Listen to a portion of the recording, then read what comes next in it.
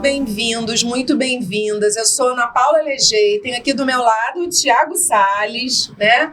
Nós estamos aqui entrevistando uma pessoa muito querida hoje, que já já ela vai se apresentar, né? Mas é uma honra, né? Uma alegria muito grande, né? Em estar mais uma entrevista nesse nosso canal, Você com Ciência, que é um canal, né, onde a ciência encontra você, onde a gente pode proporcionar a vocês, né, aprendizados relacionados às novas metodologias, tecnologias digitais na educação, né, onde também a gente conecta você com o futuro da educação. Então, hoje a gente tem uma convidada muito, muito, muito especial, muito querida para mim. E vai ser muito querida para vocês também. Quem será? Ela é mãe do Felipe, esposa do Fabiano. Ela é professora. Ela é professora da Rede Municipal de Educação do Rio de Janeiro. Além disso, ela é pesquisadora, sabia? E digo mais, é mestra em novas tecnologias digitais na educação pela Unicarioca. Quem será? Quem será? Quem será? É a Carla Santiago. Seja bem-vinda, Carla! Obrigada, gente. É um prazer estar aqui. Olha, Carla, a gente deu umas pistas aqui pro pessoal de casa saber quem era que estava aqui. Mas a gente quer saber, e o pessoal também de casa quer saber, quem é a Carla Santiago? Bem, gente, então, a Carla Santiago tem 39 anos, já tem 20 anos na educação na sala de aula, né, desde os 19. Esse ano eu completei 20 anos na educação mesmo, né? E nessa trajetória eu tenho lá 8 anos na rede particular e os outros 12 dentro da Prefeitura do Rio de Janeiro. Atualmente eu estou como coordenadora pedagógica de uma escola, vim desde 2021, mas eu estou sempre dentro da sala de aula, que não tem como o coordenador não estar dentro da sala de aula na nossa rede. E hoje nós vamos mergulhar no mundo da inclusão na escola, que foi sua área de pesquisa, eu acredito que seja a sua área também de atuação, né, na escola pública. Sim. Então, você desenvolveu uma pesquisa, vou ler aqui, né, chamada Uma Proposta de Aprendizagem Significativa e Colaborativa que integre os alunos incluídos aos alunos regulares do Ensino Fundamental 1 por meio de uma sequência didática com uso de recursos digitais. E aí, a partir disso, vou te fazer uma pergunta. Carla, o que te levou a desenvolver essa pesquisa? Conta aí pra gente. Os telespectadores querem saber. Bem, gente, desde que eu me conheço por gente, né, enquanto professora, que eu venho, né, observando os alunos incluídos, né, na sala de aula regular, desde mesmo da escola particular, né? Então, a gente sempre se inquieta de como a gente consegue ajudar aquele aluno, né, integrar ele e fazer a inclusão acontecer.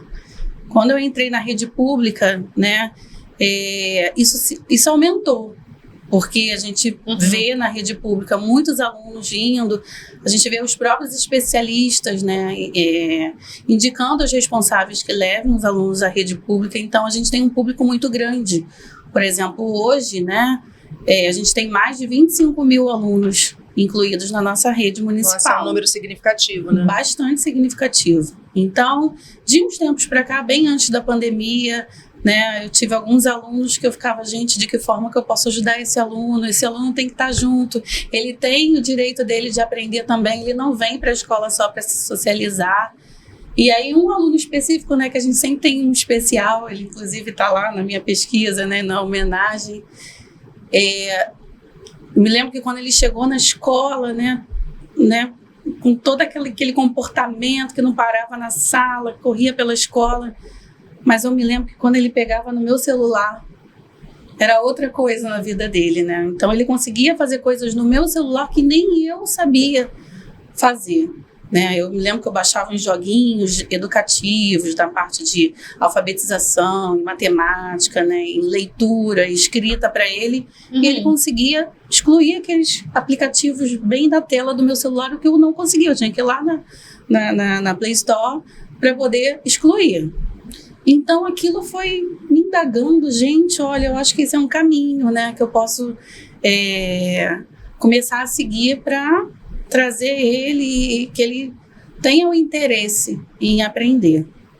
Então, dali eu fui encontrando mecanismos, eu fazia combinados com ele, para ele ter ali e também ter o interesse em ver as coisas, não só as coisas, né, de interesse dele, mas também da parte educativa.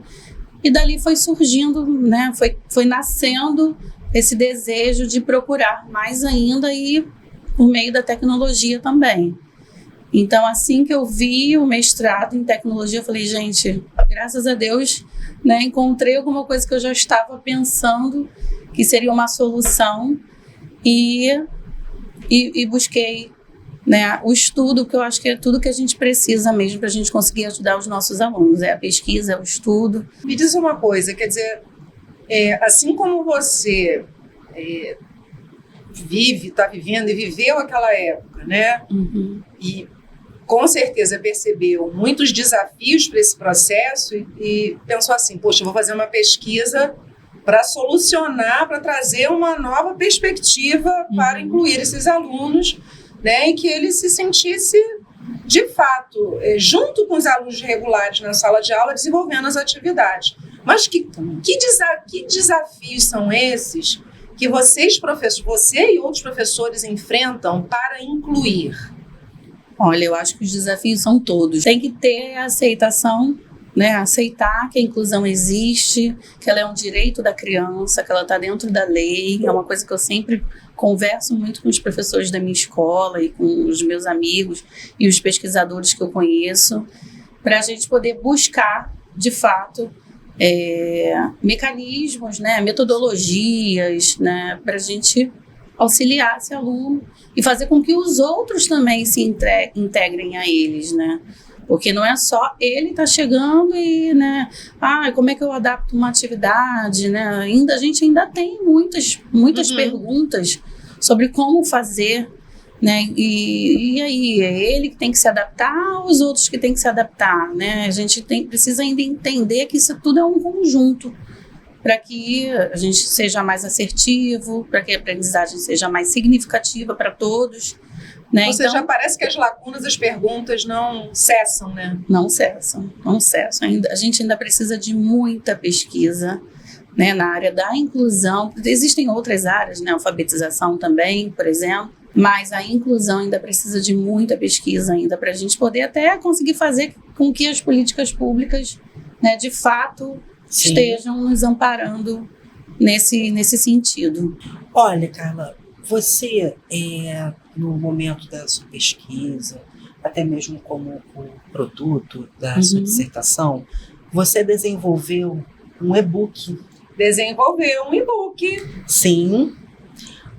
Vamos, produção, colocar aqui na nossa tela. A gente tem uma equipe espetacular aqui. Vamos rever esse projeto. Olha só, gente.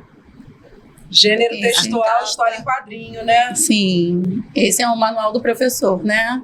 Esse é um e-book para o professor, ensinando ele como construir as sequências didáticas que foram criadas no outro e-book do aluno. E como é que foi o desenvolvimento desse e-book? Bem, esse desenvolvimento foi feito até pelo Canva, né? Sim. Que hoje em dia eu uso muito, né? Me ajudou muito, como eu falo, o mestrado me ajudou demais, né? Tanto antes da pandemia, durante a pandemia e até hoje, né? Com os recursos que nós aprendemos, né? Na parte de educação, uso muito, fazer card, enfim.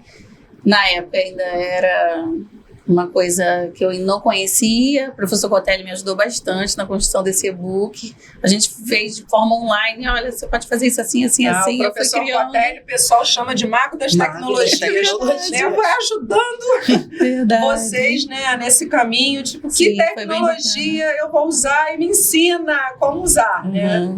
Então, o Cotelli é muito, muito legal mesmo. Foi um dos recursos tecnológicos, né? Porque na minha pesquisa tem outras que eu tenho um joguinho, né? Para o aluno utilizar na internet.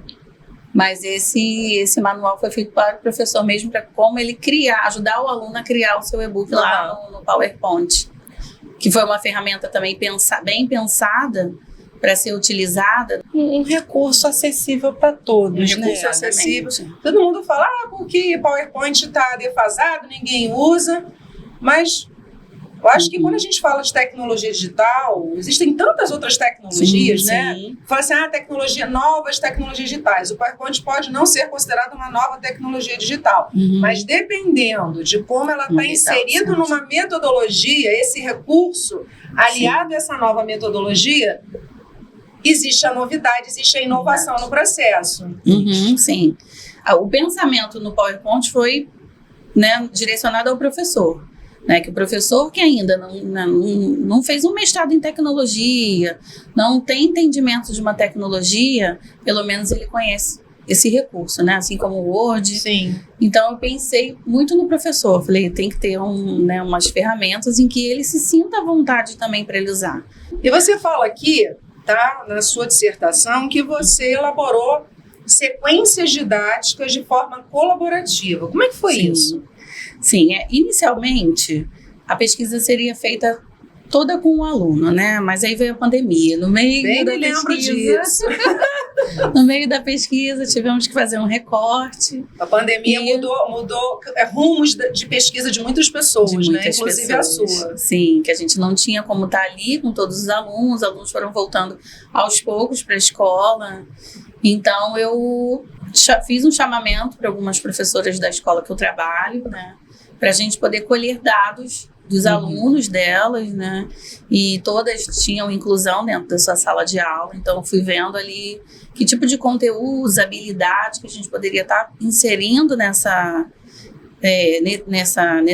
SD e para depois produzir essa SD, né? Também teve um formulário que depois eu quis pegar também informações de outros professores, de outras realidades, seja do público, do particular. Então, depois eu preparei um formulário para a gente fazendo algumas perguntas, algumas indagações para também colaborar com a construção dessa SD para o aluno. Então, esse book, na realidade, ele é um manual que vai ajudar o professor a preparar, construir ou as atividades, dependendo da turma. E eu digo, às vezes, ou as, porque depende também da realidade da turma, quantidade de alunos, quantos alunos estão sendo incluídos ou não. Porque a ideia, não é isso? A partir desse manual, desenvolver uma sequência didática que você possa incluir, né, alguns alunos, né, com algumas, eu posso dizer, algumas deficiências, e alunos que a gente chama de regulares. Você pode explicar para a gente como é que seria essa inclusão? Então, a inclusão na nossa rede, né, municipal do Rio de Janeiro, ela acontece de uma forma que, hoje em dia, que o aluno ele tem que ser incluído dentro de uma sala de aula regular, né, e não seja mais colocado numa classe especial. Alguns ainda vão para a classe especial, né? Existe uma avaliação, a gente tem o Instituto Helena Antipoff, que ajuda, né, a avaliar, então um laudo médico, dependendo da deficiência do aluno, se tiver múltiplas deficiências, mas a ideia é que ele vá para uma sala de aula regular.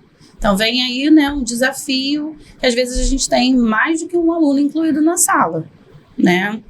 Aí você fala de aluno incluído, você fala alunos surdos. Sim. Alunos que têm autismo. De várias deficiências. Ou síndrome de Down, ou seja, diferentes deficiências. Sim, diferentes deficiências, né? O que vai tornando cada vez mais desafiador para a gente, porque a gente tem que pensar em cada um.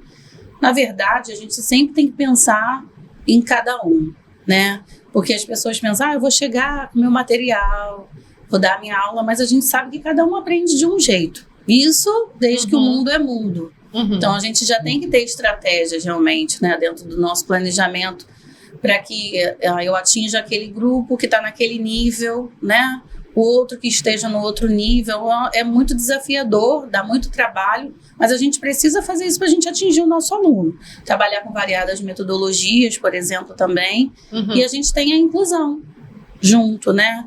Para também nos ajudar a pensar de que forma que eu posso, com todos ali, adaptar uma atividade, que também, adaptar uma atividade também não é uma coisa tão simples, que a gente pensa assim, eu imagino que não seja. É uma estratégia. Por exemplo, o meu e-book, ele pode servir para alguns alunos incluídos e para outros não, né? Porque depende muito da realidade, depende muito da minha turma, da turma que eu vou estar. Mas ele pode ser uma inspiração Sim. para esse professor ler o seu material e adaptar a realidade dele. Com certeza. Ou pensar em outras situações em que ele viu isso daqui, mas isso daqui, né, pensou em outra coisa. Então, o aluno da nossa rede, ele tem direito à sala de aula, sala de recursos, né? Tem uma professora especializada para ele poder contribuir com essa aprendizagem dele e procurar junto ao professor de turma,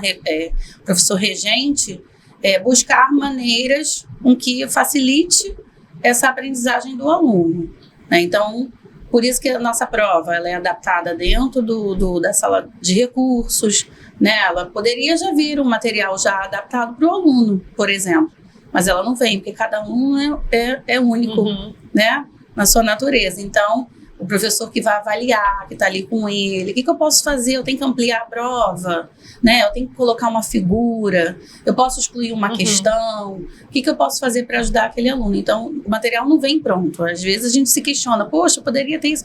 Claro, a sala de recursos tem inúmeros materiais, né? Inclusive de investimento até do governo federal. São ricos, maravilhosos. Mas cada aluno é cada aluno. Então, a gente tem que pensar de que forma que a gente... Olha, cada aluno é cada aluno, cada cultura é uma cultura, cada cidade é uma cidade, cada escola é uma escola. Isso aí.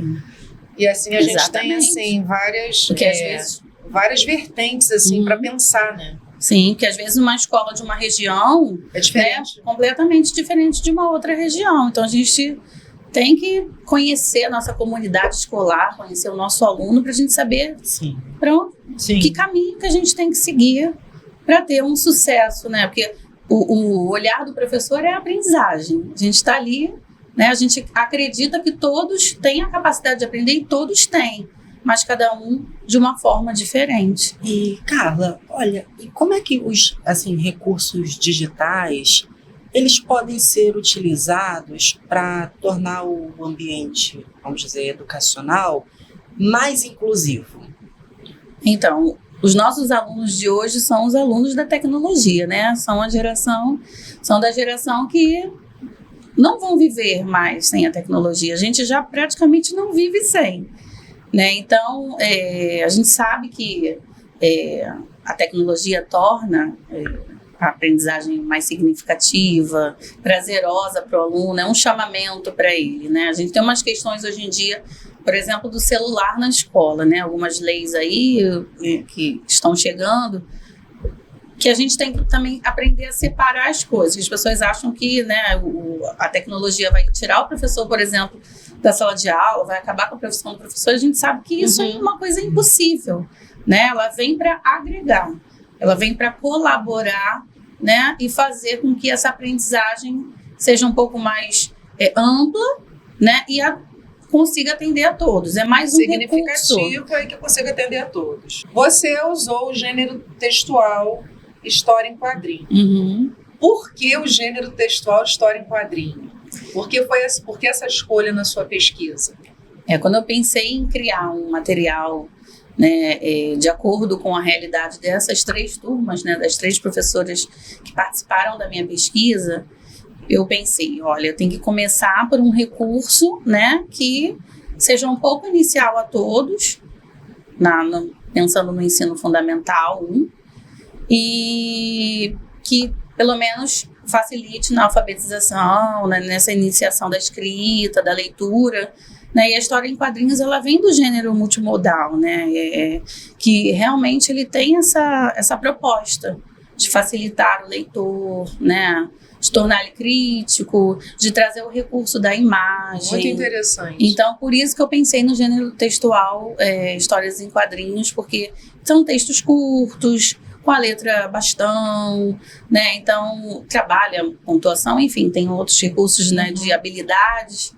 Então, eu pensei nele para exatamente ajudar, né, a agregar todos ali e fazer esse chamamento para que o aluno se interesse nessa construção. Agora, você sabe que quando ela escreveu o projeto dela, depois mudou, a gente teve que mudar por causa da pandemia. A pandemia foi um divisor de águas, né, como a gente falou aqui, né, durante a pesquisa. Mas a gente escreveu, eu fui orientadora com o professor Mauro, né, da Carla, e foi uma alegria muito grande ser a sua orientadora. Você foi uma aluna maravilhosa. E na pandemia, eu acho que ela mais me ajudou que eu ajudei ela, porque a pandemia foi um período muito difícil, que a gente ficava recluso, e ela entrou na turma 6, Sim. E ela cursou um semestre presencial e depois o próximo semestre começou presencial e já entrou no, né, todos nós tivemos que, né, estar afastados, né, dos espaços de aprendizagem daqui, da Unicarioca. E aí eu vou dizer para você, mas quando ela começou, teve a oportunidade dela escrever um projeto para conseguir uma bolsa no Instituto Paulo Freire, não foi isso? Sim. Sabia disso? E ela conseguiu. Então foi assim, um período muito legal e que aí eu falei assim, meu Deus, a inclusão não era o meu campo, mas era o dela. Mas eu falei, não, eu sou pesquisadora, vamos embora pensar juntas nesse caminho, vamos pensar em referências que respaldem, né, a sua problematização, para ver se a gente está nesse caminho. E mais referências impossíveis, né? Quantas referências de outros pesquisadores da educação, do campo da inclusão, especificamente dentro do que você queria pesquisar, quantas referências bibliográficas a gente não encontrou. E aí a gente foi, escrevemos o objetivo, metodologia, o cronograma, né, de atividades, e submetemos ao Instituto Paulo Freire, e a Carla virou bolsista e foi agraciada. Disputadíssima, essa bolsa disputadíssima na rede, né? Sim. Na rede municipal, e ela foi contemplada. Um projeto que ela ganhou. Eu corrigi uma coisa ou outra, mas o projeto foi dela. O projeto é dela, foi dela. Sabia? Nossa, gente, que interessante. E como é que foi, assim, quando você recebeu essa notícia? E aí, como é que foi? Esse concurso precisava submeter o projeto de pesquisa, que ele ia ser analisado. E aí, quando foi no início de 2020, saiu o resultado. E aí, quando eu vi lá em janeiro, meu Deus, fui contemplada. Eu fiquei enlouquecida. Acho que eu chorei junto com ela. Porque eles abrem uma quantidade de bolsas, né, bem grande, mas na verdade acabam sendo, antigamente até muitos bolsistas conseguiam, mas de um tempo para cá deve ter uma pontuação, não me recordo disso, mas deve ter uma pontuação que, assim, até quem fica de fora dessa bolsa tem uma boa pontuação, mas tem que fazer um corte de quem vai, né, de quem vai receber e quem não vai receber, né, não tem jeito. Então, eu me lembro que me lembro que na época eles selecionaram 10 bolsistas, abriram, se eu não me engano, foram 50 vagas, ou 100, geralmente eles abrem 100, mas eu acho que foram 50, não me recordo agora. Acho que só para ser de instituição particular. E só 10 foram selecionadas, 8 de mestrado e 2 de doutorado. E quando eu cheguei na primeira reunião, né, que ainda foi presencial, e aquela galera ali junto com o pessoal na escola, a escola do professor Paulo Freire, que fica ali na cidade. Eu adoro ir lá, sempre, né, tem carinho memórias enorme, né, afetivas maravilhosas. E aí, quando eu vi todo mundo falando, né, da instituição, todo mundo da instituição pública, eu falei, gente, olha, desculpa, mas eu tô emocionada aqui de ser a única bolsista, né, de uma faculdade particular. Tô me sentindo lisonjeada. E dali foi, né, dar um boom na nossa pesquisa. Então, fui bolsista durante 1 ano, né? Foi uma coisa maravilhosa, um acompanhamento, né? Tinha toda uma regra, né? Tinha que publicar um artigo, né, para finalizar essa bolsa. E, graças a Deus, até o final já tinha publicado, algumas não tinham conseguido, porque a pandemia realmente atrapalhou muita gente, mas deu olha, tudo certo. Eu vou contar uma coisa. Primeiro eu vou dar um recado aqui, depois eu vou continuar conversando com a Carla, que esse bate-papo tá bom demais, tá não? Sim. Tá muito bom. Tá sim. Olha, se vocês querem trilhar o caminho da Carla, né? Carla desenvolveu a pesquisa no meio da pandemia. Começou fora da pandemia e no meio da pandemia. Mesmo assim, desenvolveu a dissertação, defendeu a dissertação, tem produto, escreveu artigo. Olha, a Carla tem a vida dela toda completa nesse mestrado, né? E, de fato, contribuiu muito para a inclusão. Então, vocês querem desenvolver pesquisa em inclusão, façam igual a Carla e venham para o mestrado da Unicarioca. O edital do mestrado e também do doutorado está aberto. Vou deixar o link aqui embaixo para vocês acessarem, né? www.unicarioca.edu.br. Lá vocês vão acessar os cursos, né? Curso de mestrado, de doutorado, e lá está disponível o edital para vocês entenderem como vocês podem participar, né, do processo seletivo.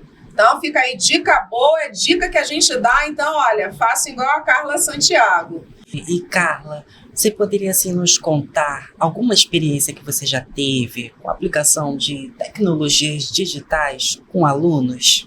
Ah, sim. Bem, hoje eu estou na coordenação, né? Então fica um pouquinho mais difícil, mas a gente vai utilizando com os professores, às vezes com a comunidade escolar, nas reuniões que eu faço, né? Conselho de classe e tudo mais. Mas com o aluno, antes da pandemia, né? Quando eu iniciei a pesquisa, eu utilizei, sim, aplicativo para reforço em matemática, em leitura, em alfabetização. Eu tenho professores que usam hoje também. Agora, sabe o que eu tô lembrando? Sabe uma história que eu tô lembrando, Carla? Memórias afetivas hoje, hein? Ações na pandemia. Ah, sim. Né? Quando a gente Gente, ações na pandemia, inclusive vocês vão, isso que eu tô contando aqui, né? Vocês encontram também na plataforma Proximal. Existe na plataforma Proximal uma aba, né, dedicada às ações na pandemia que a gente está conversando agora. Né? Então a gente tinha aquela disciplina de reforço escolar e a gente estava no meio da pandemia, ninguém sabia direito que vírus era esse, que doença era essa, né? O que era Covid-19, o que é coronavírus, né? Então a gente, principalmente turma 6 e turma 7 estavam juntas, né? Acho que alguns alunos da turma 5 também estavam juntos nessa disciplina e que queriam desenvolver sequência didática, desenvolver novas práticas pedagógicas, mas a gente ao mesmo tempo, né, em conjunto falou assim, nossa, a gente quer ajudar as famílias e ajudar os professores durante a pandemia.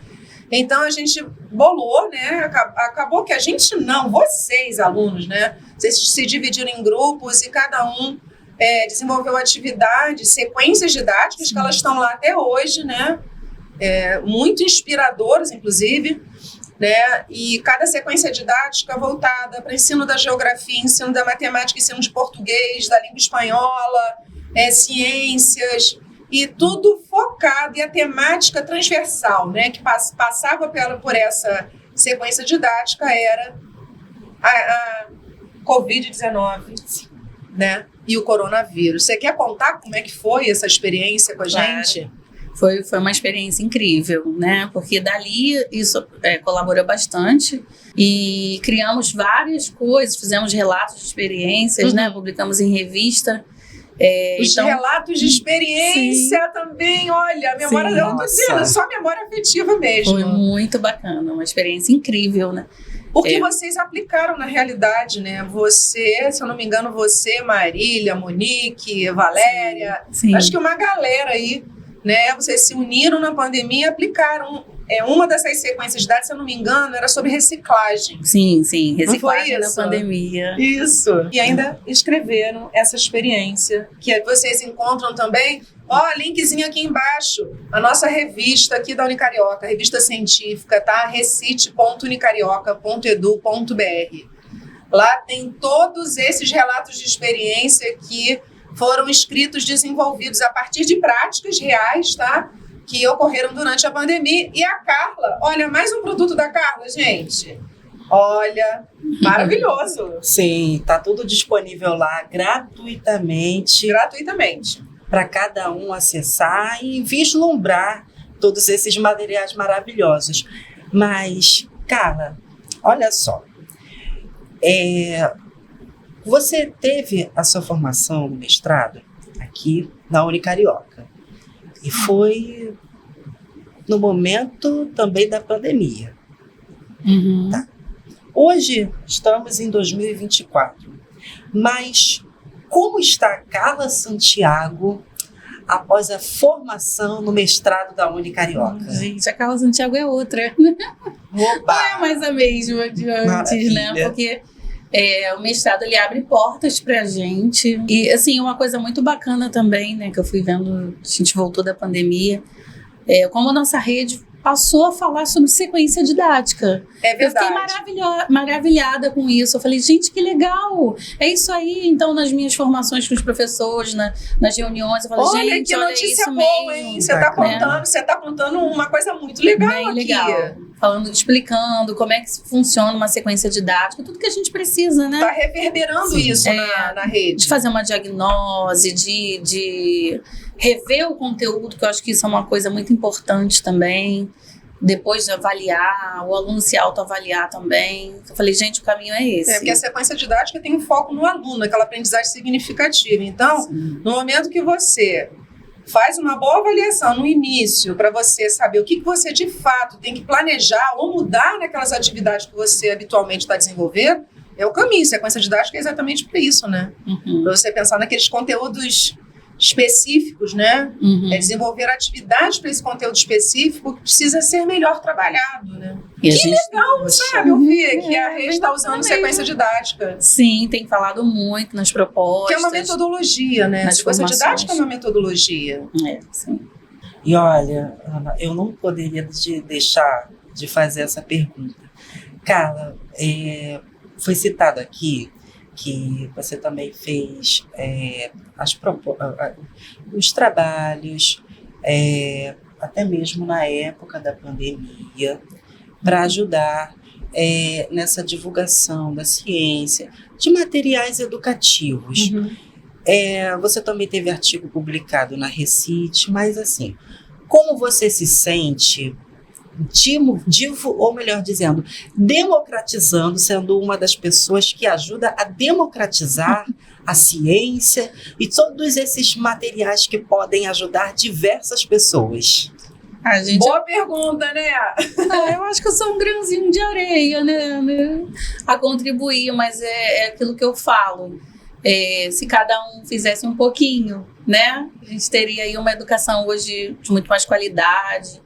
Eu sempre fui uma pessoa que tive uma visão da educação pública ser uma educação pública de qualidade. Eu vim da rede particular, quando eu cheguei na rede pública, falei, bem, como assim? Que na alfabetização é diferente, por que nem todos vão? Não, peraí, né? Todos podem, depende da gente. É a gente que gerencia o nosso planejamento, né? Então, a gente sabe, né, que existe uma situação ou outra, claro, né, questões sociais, enfim, familiares das crianças, até de saúde às vezes, que podem impactar nessa questão da aprendizagem. A gente sabe que a gente está ali como o sujeito que vai fazer, né, a aprendizagem acontecer, mesmo que seja de uma forma ou de outra, porque cada um tem uma habilidade para aprender de uma forma diferente. Mas eu aprendo muito mais, né, com os meus professores, que eu adoro estar nesse meio, eu adoro estar aprendendo, eu amo. Gente, eu estou sempre procurando alguma coisa. Nesse momento, estou fazendo um curso de Braille, né, do Léo Brits. Cada hora eu estou me colocando, eu falo, meu Deus, eu estou nisso, meu Deus, eu estou fazendo isso. Eu sempre gostei muito, tá? Porque a nossa profissão exige demais, não tem como o professor não se atualizar. Não tem como, é impossível. Né? A gente caminha junto com a sociedade está mudando sempre, então não tem como a gente não procurar, e a gente procura mesmo exatamente porque a gente quer mudar alguma coisa, né? A gente quer fazer valer, né? Quer que as novas aprendizagens sejam construídas dentro da sala de aula, dentro da escola, né? Dos muros da escola, enfim. Muito bom, gente, eu estou amando esse bate-papo. Tá incrível, mas Thiago, Carla, está chegando ao fim do nosso episódio de hoje. Não gostaria de terminar, acho que por mim eu ia ficar aqui, ó. Poderia passar isso de manhã, de tarde, de noite, com a Carla conversando, porque a Carla tem muito conhecimento, tem muita experiência. Sim. E tem muita... olha, acho que eu vou marcar um outro dia para ela voltar aqui para conversar. Parte 2. Exatamente. Vocês são fofos, gente. Parte 2. Foi tão maravilhoso ter você aqui. Foi tão, acho que um bate-papo descontraído, você falando da sua experiência, e fazendo a gente relembrar de momentos tão bacanas e importantes, né? Sim, sim, é sempre muito bom, né? Lembrar das coisas boas. A gente tem que pensar nessas portas, né? Que tem que se abrir para a nossa vida, né? Na questão do estudo, da pesquisa, né? De você publicar um artigo, né? Eu tive um artigo publicado também numa revista muito boa, né? De uma qualidade muito boa, né? O artigo da minha pesquisa também é uma coisa que vai te dando, né, um gás para você não desistir, continuar. A gente está no caminho certo, né? Entender que a gente está no caminho certo. O papel é por aí mesmo. Não sou eu que vou descobrir, né, aquela situação que todo mundo esperava. Não é sobre isso a educação, mas é contribuir. Mas, Carla, é mesmo. Você estava falando de um outro artigo além da Recite. Acho que foi na revista Dialogia, da Universidade 9 de Julho, lá de São Paulo. É uma revista assim, muito qualificada, realmente. Acho que, se eu não me engano, o qualis dela é A3, A4, alguma coisa assim. É uma revista. Olha, essa revista é difícil de publicar artigo, e o seu foi publicado. Né? É verdade. Sim, foi maravilhoso, né? Porque a gente chega no final do mestrado, com a dissertação, que a gente já fica enlouquecido. Fala assim, agora que terminou, vocês têm que publicar um artigo. Aí ela, juro. Tem que fazer a publicação, pelo menos submeter, né? E aí, graças a Deus, ele foi publicado, foi aceito. Acho que até a Tarsila Almeida ajudou a gente, né? Fazendo a revisão de português, ajudando na formatação do artigo. Né? A Tarsila é muito parceira, né? Sim, Tarsila é maravilhosa. Tarsila, um beijo pra você, Tarsila Almeida. Um beijo. Ai, é isso. E chegamos ao fim mesmo, né? Infelizmente. Pois é. Infelizmente. Qual é o recadinho final? Você tem um recado final. Olha, gente, só mais uma coisa. Não se esqueçam de se inscrever aqui no nosso canal do YouTube. Tem que se inscrever. Não pode deixar de nos acompanhar, porque nós temos episódios maravilhosos. Todas as terças, às 18 horas. E também não se esqueçam de ativar os sininhos das notificações, porque quando a gente lançar um episódio novo, você que vai ficar sabendo assim rapidinho. Já vai ficar sabendo do episódio que vai estar ali disponível. Exatamente. Aqui embaixo vai estar o link. Aqui, né? Vai estar passando aqui, o link para vocês acessarem todos os canais, tá bom? E gente, não se esqueçam de nos seguir também lá no Instagram e também no TikTok, @VocêConsciência. Esse é o endereço, @VocêConsciência. Tudo junto, @VocêConsciência. Gente, muito obrigado, Carla, pela disponibilidade, por você estar aqui conosco. Muito maravilhosa! Que conversa maravilhosa. Muito obrigada também, professora Ana. Muito obrigada. E também quero agradecer a você que nos acompanhou aqui até agora. Pessoal, esse foi o episódio de hoje e até a próxima. Mais. Tchau, tchau! Beijo!